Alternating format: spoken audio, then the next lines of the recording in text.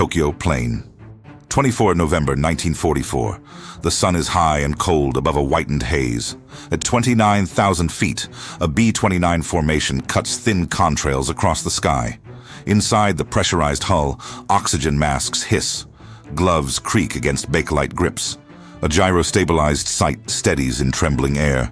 A black fleck rises through the glare, then another. Fighters climbing fast, front quarter. The bomber shudders in slipstream. The glass view still holds level.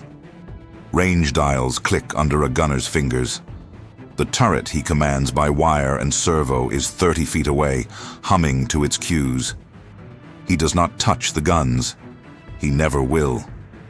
Crosshairs settle where the fighter will be, not where it is. A lead that seems to float ahead of time. Bearings transmit, motors bite. The mount slews, steady as a metronome. Tracers reach long across the sky. 16 barrels from several ships stitch a corridor the enemy must cross. The first burst leaves at a distance earlier bombers could not use. What made that far reach possible did not begin over Tokyo.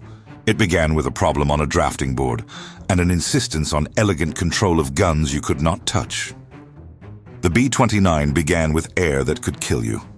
At 30,000 feet, the cold cut through unsealed metal, oxygen ran thin, and skin turned numb on exposed guns.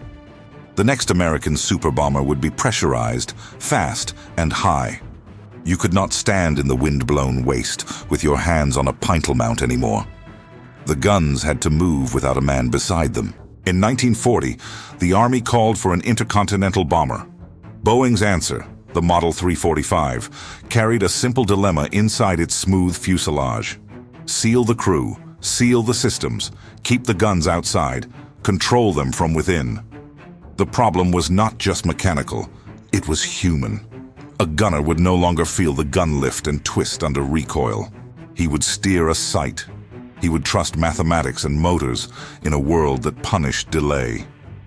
General Electric took the contract for a central fire control system. Sperry had good turrets. GE bet on the whole nervous system. A sight, a computer, a web of electrical muscles to move steel at range. The idea was elegant in the way good engineering can be. Put the complexity in the box, make the man's task clean, let servos do the fighting against vibration, slipstream, and stress. The architecture came in layers, a stabilized sight that held a fixed horizon even when the bomber bucked. A lead computing brain that measured how fast the target moved across the glass and predicted where it would be when bullets arrived. Synchros, electrical transmitters and receivers, sent commands to remote turrets. Amplifiers drove motors that slewed the guns with smooth, repeatable motion. Parallax correction transformed the geometry between where a gunner looked and where the barrels actually sat. Ballistics tables inside accounted for bullet drop, time of flight, and air density. The gunner tracked, the box solved. Turrets dotted the hull like blunt outposts. Twin, 50 mounts below, twin and four-gun clusters above. A manned tail. Any sighting station could claim one or more turrets with a switch. If two gunners tracked the same attacker, the system resolved who had the better angle, or crews made the call. So the same guns were not fighting two minds. The philosophy was central. Concentrate fire, reduce waste, hit first at distance. The test program was anything but clean. The XB-29 first flew in September 1942. Months later, on February 18, 1943, an XB-29 crashed in Seattle after an engine fire, killing crew and workers on the ground. The airplane's power plant troubles threatened the schedule. Inside that noise, GE's engineers chased their own gremlins. Electrical interference in long cable runs, turret oscillations under crosswind buffets, sights that needed finer stabilization. Harmonization mattered. If the bullets did not converge where the sights said they would, range meant nothing. New gunners had to become systems operators. They trained in domes and mock fuselages, learning to keep the reticle on target and let the computer build its solution. It ran on target rates, not guesses. It rewarded smooth hands. The lessons were precise. Don't overswing. Keep the pipper on the place the fighter will cross. Trust the servo hum. Feel for the moment when the solution goes quiet and shoot then. Through 1943 and into 1944, prototypes became service ships. B-29 crews formed in Kansas and Nebraska, then staged through Salina and Pratt to test ranges and ferry routes. The system matured with every hour. Better gyro cages, cleaner signal paths, turret gearing that held aim through buffet. By the time the first groups prepared for combat, the CFC's promise had hardened into a process. The war, however, would judge the idea. That judgment began on long routes to India and China, and then across the open Pacific to the Marianas, where fighters learned to come in head-on at speed. Combat began with distance. In the summer of 1944, B-29s of XX Bomber Command lifted off from eastern India, refueled through an exhausting logistics loop, and staged into forward fields near Chengdu.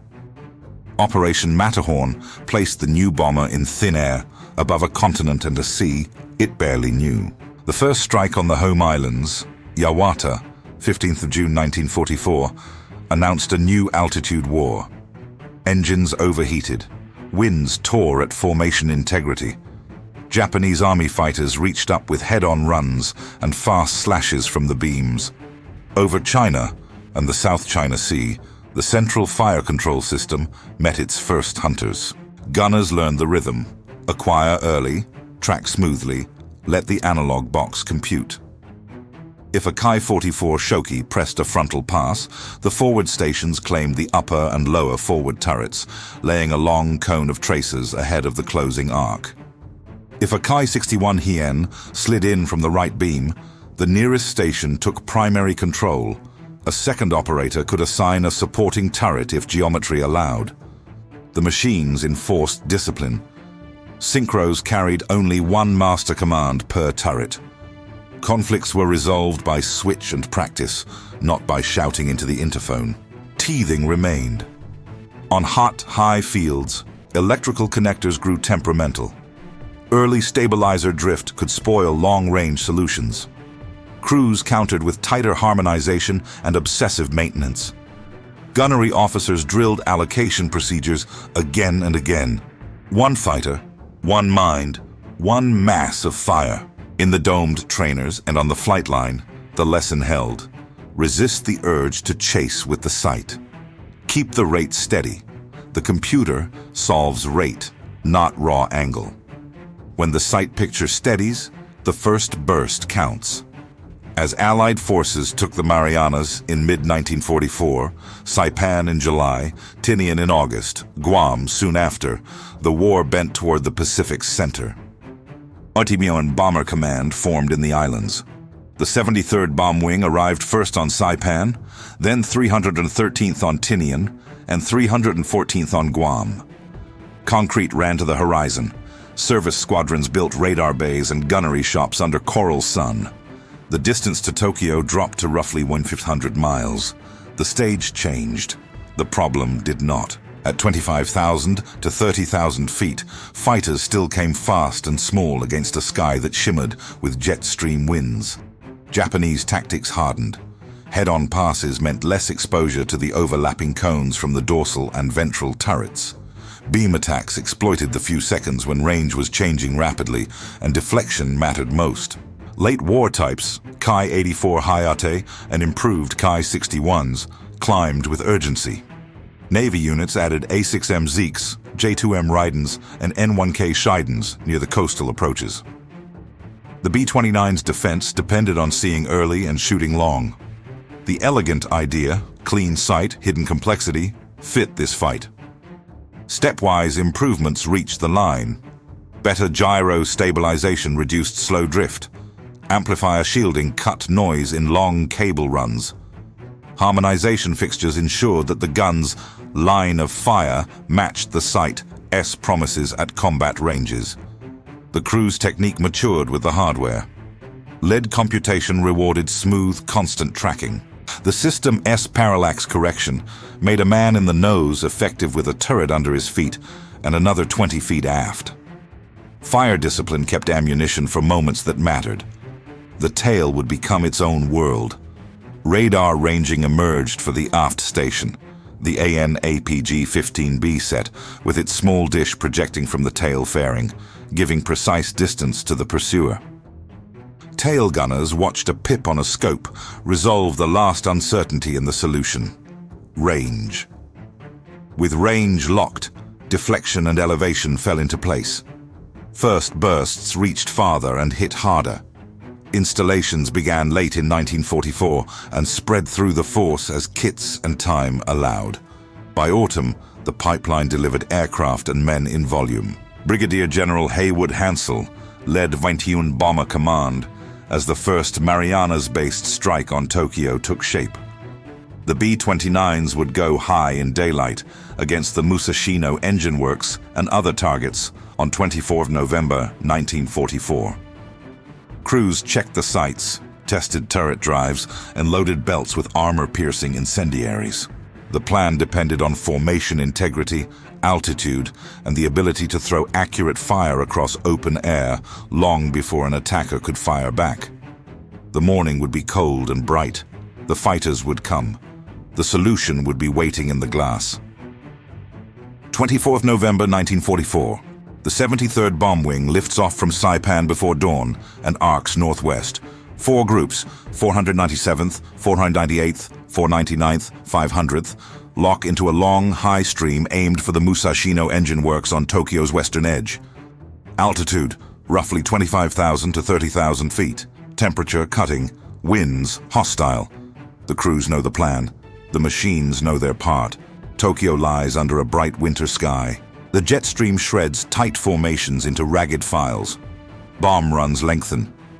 The B-29s cross the coast and the radios come alive with short, clipped calls. Contrails mark them like chalk lines. On the ground, scramble orders move fast. The 244th Sentai launches Kai-61 Hien fighters. The 47th Sentai sends up Kai-44 Shoki interceptors. Navy units near the bay add J-2M Raidens and A-6M Zeeks. The climb begins. The first passes come front quarter. Closure is brutal, well over 500 miles per hour combined. In the nose of a lead ship, a gunner holds a stabilized sight steady against the buffeting. The glass shows a speck becoming lines, then wings. He doesn't guess lead. He measures movement. The analog box beneath his hands turns angular rate into a solution. It knows the geometry between his eyes and the guns forward and below. It knows the weight of a .50 caliber round in thin air, and the second it needs to reach 1,000 yards. He throws a switch. Upper forward turret, assigned. Lower forward, supporting. Another station aft picks up the same fighter for a crossfire window. Synchros take the commands. Servos answer in tone and torque.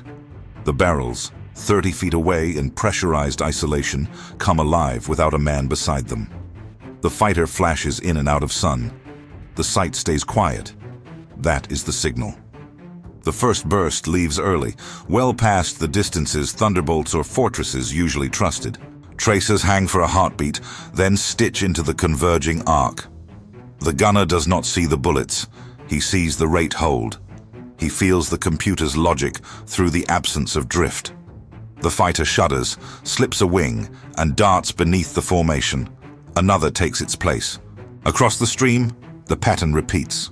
Beam attacks from the right find the forward lower station claiming its turret and pulling the aft upper into support. Calls are terse. Right beam, high. Switches click. The system prevents 2 mines from fighting the same motors. If the geometry favors one station, that is the station that fires. Concentration beats confusion. It is deliberate by design. Combat reports from the day record head-on runs broken under fire outside 800 yards. Some fighters jettison their belly tanks before closing. Others roll into steep climbs through the bomber line, guns flashing. B-29s go down, flak and fighters find some, and the wind scatters bomb aim. But the defenders in the stream are learning that distance is a weapon when you can compute what distance demands. In one ship, a dorsal gunner tracks a Kai-44 that hesitates a beam, and then commits. Rate builds. The Pipper floats ahead. The mount slews with a smoothness no human shoulder can match. The first burst is long. The second is short and tight. The fighter flicks away trailing smoke. The crew does not cheer. The sight does not care.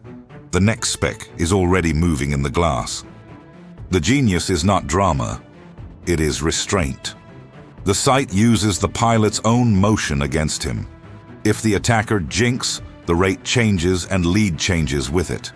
If the bomber lurches, the horizon inside the sight stays level. Everything that used to be a gunner's raw instinct, how far to pull, how soon to fire, is pushed into a box that solves it faster. The human is free to do the one thing no machine can: keep calm hands on a violent picture. By midday, the stream turns for home. The Musashino factory is hit, but not as planned. Winds and flak have dragged the patterns. On the return leg, the Japanese try stern chases and curving beam pursuits, looking for blind corners.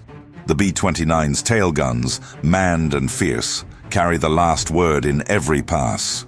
That last word, before winter is out, will gain a new instrument, one that measures range without guessing, and turns the final approach into a numbers game the pursuer cannot win.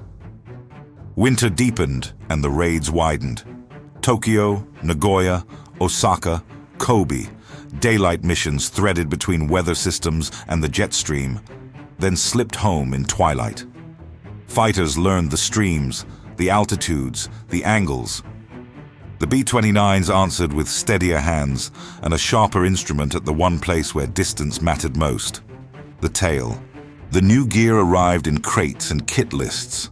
A small antenna fairing for the Stinger, cables, and a scope. The designation read AN APG-15, later APG-15B in improved form. To the tail gunner, it meant this: no more guessing range with wingspan against a reticle scale while the world bounded in glass. He would see a pip on a screen that measured the distance to the target behind him with cold accuracy. The range flowed into the analog computer, driving his sight. Lead and elevation settled into a solution the moment his tracking was true.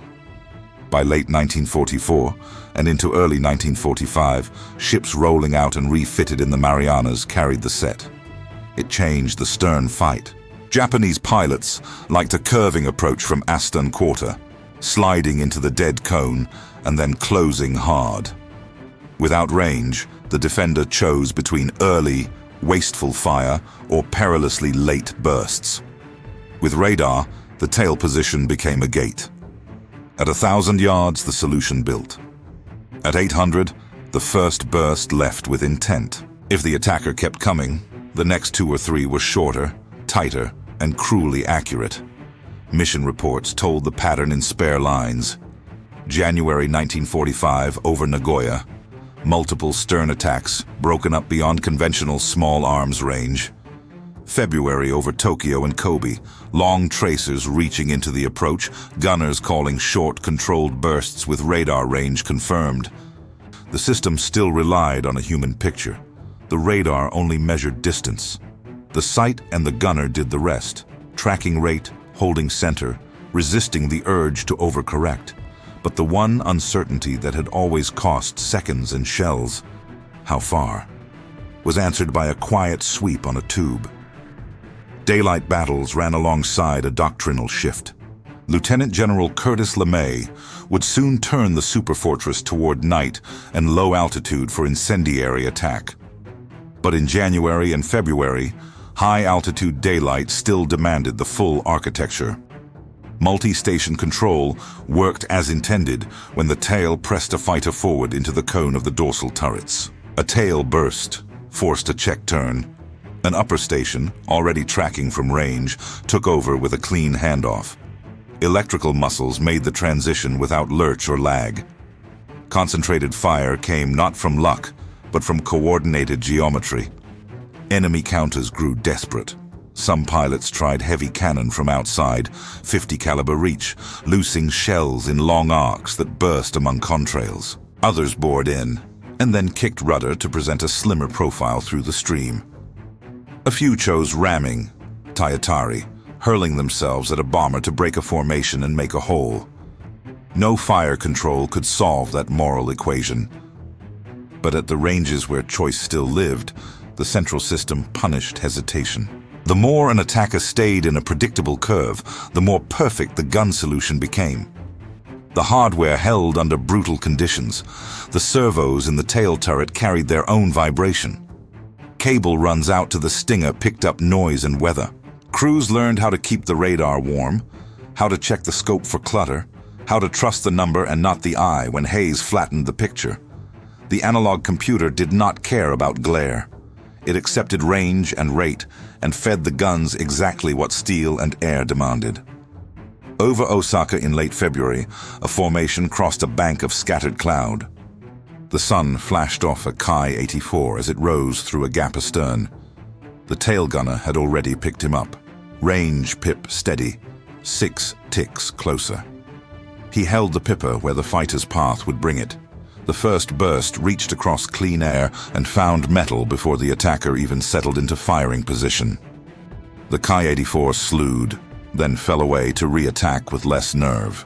An upper station, already tracking, tied a second burst into the failed pass. The bomber kept to the run. By March, the crews that had learned to see at 1,200 yards and act at 800 could feel the system working as one organism. Sight, computer, servos, training, and discipline fused into a weapon that lived on distance. It was not showy. It was not loud. It was a solution appearing and reappearing inside a round piece of glass as the bomber shook its way across the home islands. Soon, a different kind of mission would reach for the same principle by another route. Remove weight, go low, hit hard at night, and keep only the invisible numbers where they mattered most, in the tail. The consequences of that change, and what it meant for a system built to fight in the thin, bright air, came quickly. The change arrived in a staff briefing and a tool cart. Crews were told to strip weight. Out came ammunition cans. Off came most turrets. Gunners moved forward to other jobs or stayed to man the tail. The central fire control system, so carefully built for high, bright air, yielded to a new idea for survival. Go low at night and burn the target to its foundations. In March 1945, Lieutenant General Curtis LeMay shifted 21th Bomber Command to low-altitude incendiary attack. The first great test, Tokyo, the night of 9/10 March, put the new practice into terrible motion. Around 279 B-29s reached the city. They flew between roughly 5,000 and 7,000 feet, blacked out, without most of their guns. They carried napalm-filled clusters and magnesium igniters. The wind fed the fires. By dawn, post-raid surveys counted more than 15 square miles of the city burned. Estimates of the dead ran from 80,000 to well over 100,000. 14 superfortresses did not return. The war's center of gravity had moved. The calculus behind the order was blunt. At night, and at low altitude, the main threat was flak and accident, not fighter interception. Every pound saved could be turned into fuel and bombs. Removing remote turrets, their drive motors, their ammunition, and 2 or 3 gunners could free several thousand pounds on each airplane. The tail position stayed, often with the new AN/APG-15B radar ranging set. Everything else was a trade the commander accepted. The central fire control network, so elegant in daylight, was now a quiet passenger while crews relied on speed, darkness, and discipline. Operational returns told the cost and the gain. In the months before the change, B-29 gunners had reported hundreds of enemy fighters damaged or destroyed. Claims always outstripped reality. Post-war reviews by the U.S. Strategic Bombing Survey and Japanese records confirmed fewer actual losses than the tallies in mission debriefs, but the defensive fire had been real. Interceptors paid for closing. Tail radar sharpened first burst accuracy and pushed some attackers off before they could line up. In daylight, distance plus computation saved crews. At night, a different arithmetic ruled. Searchlights and guns hunted the bombers. Engines ran hot on long arcs over cities.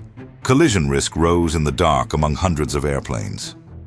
The decision to strip guns reduced drag and workload. It also changed the crew's psychology. Men who had trained as central fire control gunners now found themselves managing checklists, scanning for fires, and keeping watch astern. When fighters did appear, the tail gun with radar ranging was the last instrument left, and it worked exactly as designed.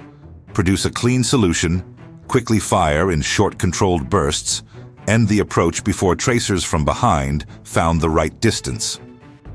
Losses across the campaign settled into a grim ledger. 20th Air Force records would later tally roughly 400 B-29s lost to all causes, combat and non-combat, during the Marianas-based war, with a significant fraction due to engine failures, operational accidents, and weather. Combat took its share through flak, ramming, and the relentless strain of repeated missions over the home islands. The Central Fire Control System had done its work in the phase of war where its virtues mattered most. Then the mission changed, and with it, the weight crews were willing to carry. There was a paradox in the hangars. Mechanics patched empty turret fairings where guns had once turned with silky precision. The elegant idea that had made long-range defense possible at altitude now lived mostly in a glass and a scope at the aircraft's very end. Yet the story did not finish there, because the logic behind remote computed fire would find its second life in new airframes and new doctrines, even as the last missions flew with smooth skins and a single stinger. It did. The logic outlived the campaign. After VJ Day, Superfortresses came home worn and wise. Depot teams opened panels and took notes. General Electric's engineers traced where field mods had solved problems, where cables had chafed, where drift had crept into sites under stress. The next bombers carried those lessons in their wiring. The B-50, an improved B-29 in new metal, and with bigger engines, kept the remote concept and refined it. Servos ran steadier. Amplifiers filtered noise better. Harmonization fixtures got faster and more repeatable. The idea remained the same. Put the human at a stable site, push the computation into a box, and let electrical muscles move the guns.